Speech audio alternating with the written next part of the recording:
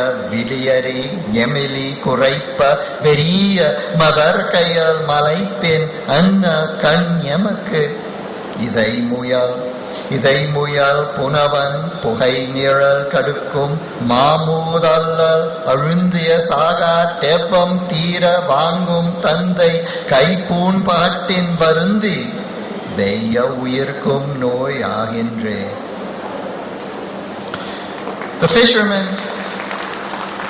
The fishermen from the village who hunt the great sea get white rock salt without plowing from the mud of the large backwater. Shouting out the price, salt merchants use sticks to drive their oxen over hills cracked in the hot sun, and their young daughter, walking and jingling her few bangles, glistening and decorated with lines, cries out the price in the town. Equal measure of rock salt for rice. The dog of one of the houses, not knowing her voice, barks, and her eyes, like two proud Kayal fish fighting together, are afraid. It is those eyes that have given me this pain, made me sigh hard, suffering like the oxen at the hands of her father as they pull the cart sunken in the congealed mud that is as black as the shadow of the smoke when a hillman tries to make a field by burning it clear. அதான் கொஞ்சம் கஷ்டமா இருக்கும். ஒருவேளை உங்களுக்கு தமிழ் அதை விட நன்றாக புரிந்திருக்கும்னு நினைக்கிறேன். ஆனா இது ரொம்ப நல்ல பாட்டு. இந்த பாட்டுல சாதாரண வாழ்க்கை தான் வருகிறது அல்லவா? It's not otherworldly or rarefied. நீங்க இப்போது கூட ஒரு கிராமத்திற்கு போனா இதை பார்க்கலாம். ஒரு நாய் இருக்கிறது, ஒரு அயலாளன் வருகிறான், அல்லது பொண்ணு, அவர் அந்த நாய்க்கு தெரியாத பொண்ணு வருகிறது, என்ன செய்யும்? குறைக்கிறது அல்லவா? சோ இதுதான் சாதாரண வாழ்க்கை.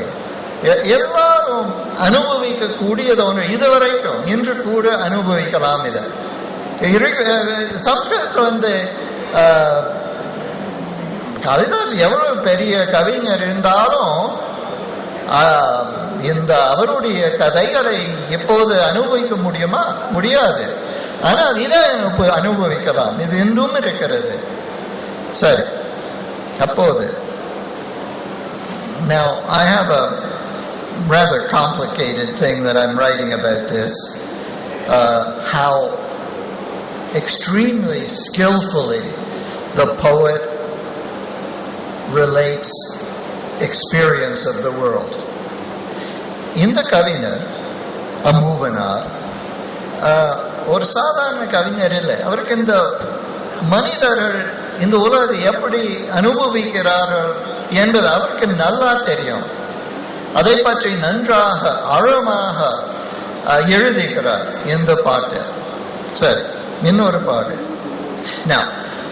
நிறைய அகநானூற்று பாடல்களில் அது மட்டுமல்ல, உண்மையில் நடந்த நிகழ்ச்சிகளை பற்றி ஒரு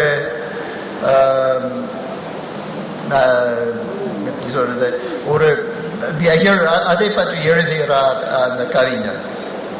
ஒரு எடுத்துக்காட்டாக ஒருவேளை ஒரு போர் பற்றி எழுதுவார், அல்லது வேறு எதையாவது இந்த வரலாற்றில் நடந்த சம்பவத்தை பற்றி எழுதுவார். உதாரணமாக 135 இது பரணருடைய பாட்டு.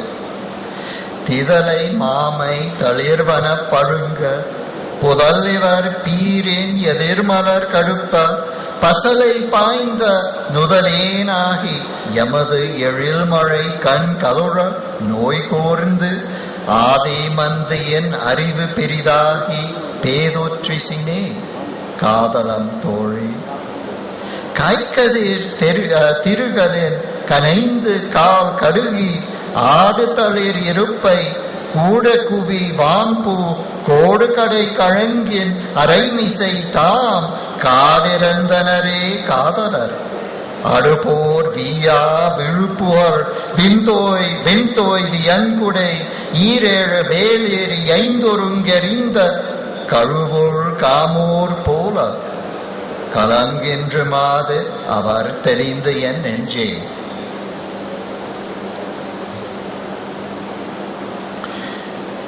She says my blackness with its tiny marks. மாமை.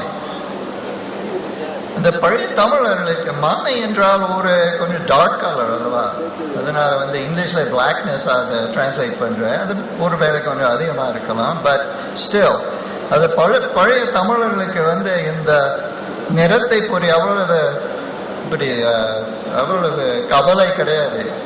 அது சாதாரண ஜனங்கள் அழை பற்றி ரொம்ப புகழ்ந்து பேசினார்கள். My blackness with its tiny marks, lovely as a growing shoot, is spoiled. My forehead, afflicted with pallor, is pale